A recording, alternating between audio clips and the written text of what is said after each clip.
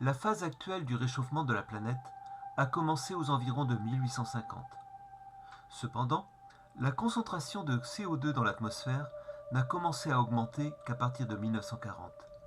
Ce qui est très étrange. Voilà un écart de 90 ans. Je pourrais comprendre si le début du réchauffement climatique remontait à 1940. Mais en réalité, il a commencé dès 1850.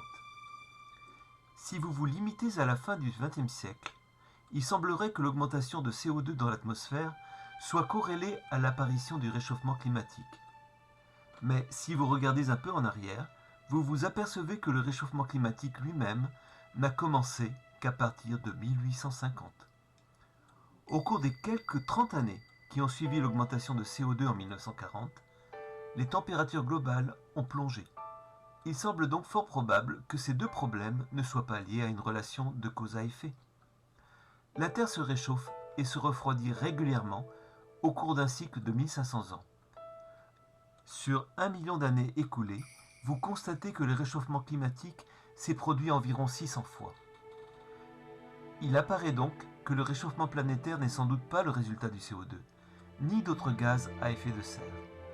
On pense plutôt que de manière naturelle, la Terre fonctionne selon un cycle où elle connaît des périodes de réchauffement et des périodes de refroidissement.